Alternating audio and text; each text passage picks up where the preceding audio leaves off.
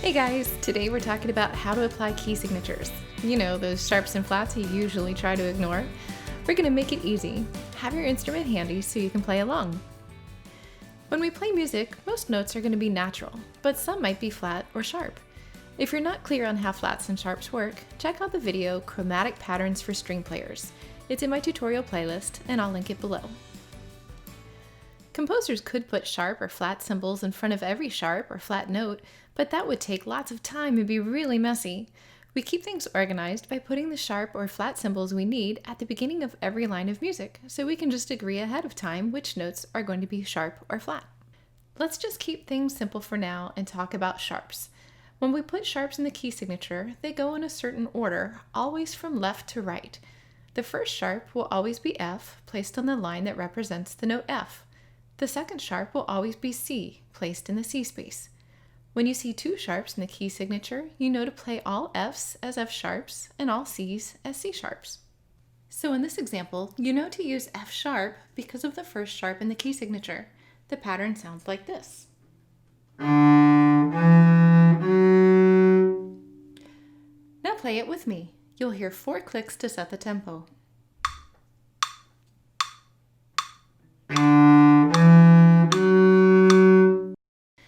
How did that sound? I want you to get really picky about how your notes sound. If you play a note out of tune, try sliding it one way or the other until it sounds better. Then place it there every time, like this.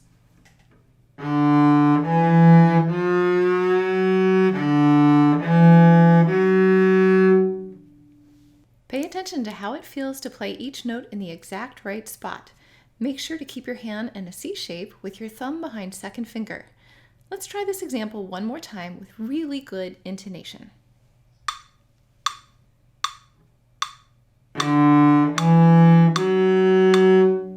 In our next example, we don't have any sharps in the key signature, so the F will be natural. We play that by placing second finger in the space between the tapes, a half step from first finger. It should sound like this. Now you try.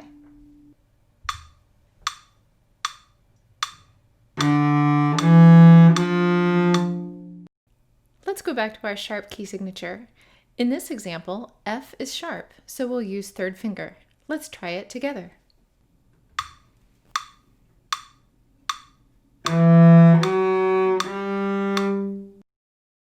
These notes look the same as the last example, but we've taken away the sharps in the key signature. Now we'll use second finger F natural. Ready?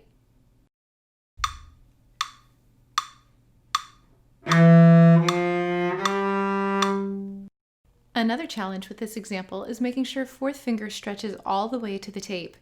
Sometimes when we skip from second to fourth finger, the fourth finger lands too low, like this. And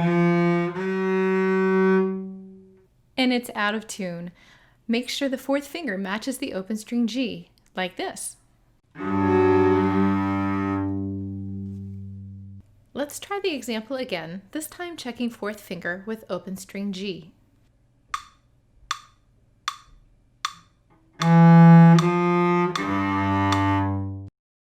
So much better, right? Paying attention to your intonation will really take your playing to the next level.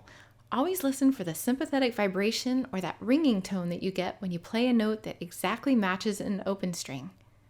All right, I bet you're getting the hang of this, so let's crank through some more examples a bit faster. I'll give you a second to look at each one, then you'll hear the metronome and play.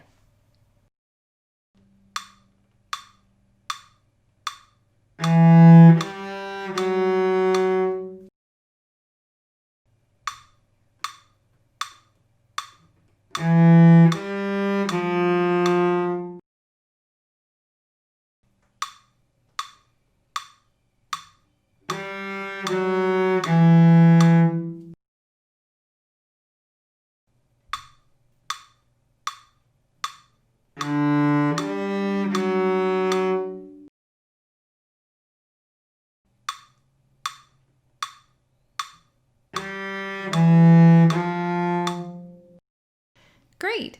Let's try the same concept on the A string. Now you have to pay attention to how many sharps are in the key signature. If there are 2 sharps, the second one tells you all C's are sharp, so you would use third finger for the note C sharp. Let's try this easy example. Ready?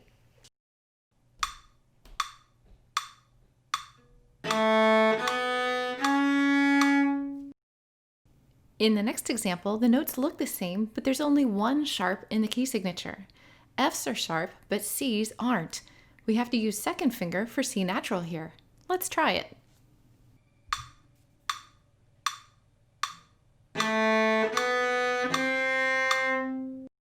Again, make sure to place your fingers accurately. You can't just drop your fingers any old place and expect them to sound right. You have to check your key signature, know which note you're supposed to be playing, how it's supposed to sound, and which finger you're supposed to use. Make sure to keep your hand shape open with equal spacing between the fingers. As we continue, feel free to pause the video to think through all of these details.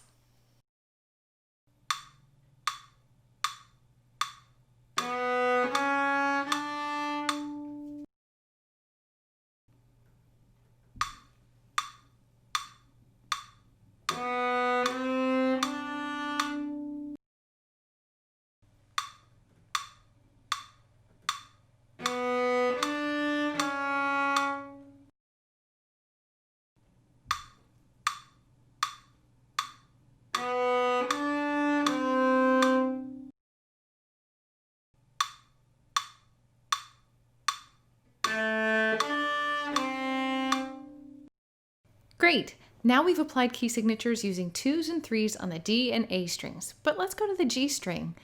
Third finger on the G string is B natural, not B sharp. That means if we use second finger, it will be a B flat. We haven't talked about flat key signatures, but B flat is always the first one. So if you have any flats in the key signature, you use second finger on the G string for B flat. If there are sharps, or even nothing at all in the key signature, use third finger for B natural.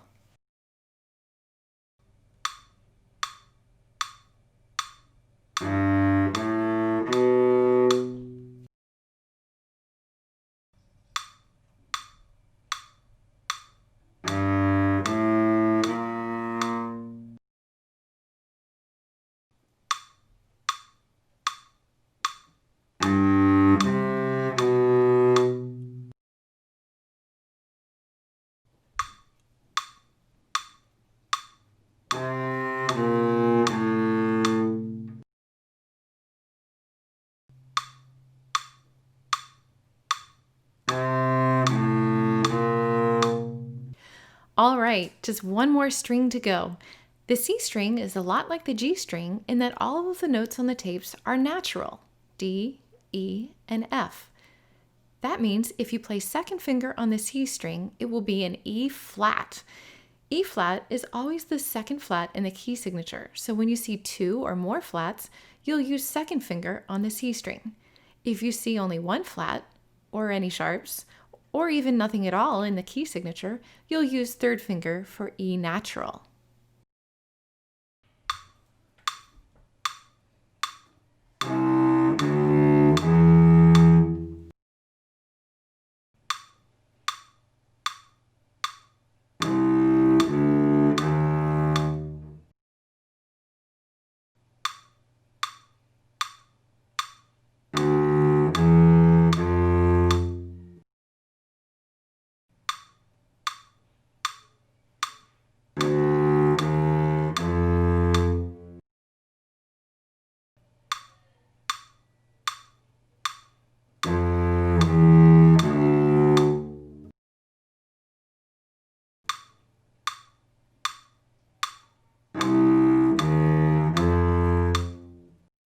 That's it! Now you understand all about key signatures and how to apply them to second and third finger on all 4 strings. I hope you'll apply this information to every piece you play from now on. Make sure you check your key signature, know what notes you're supposed to play, know how they should sound, and know which finger to use. With a bit of practice and attention to detail, you're definitely going to level up. Keep playing pretty!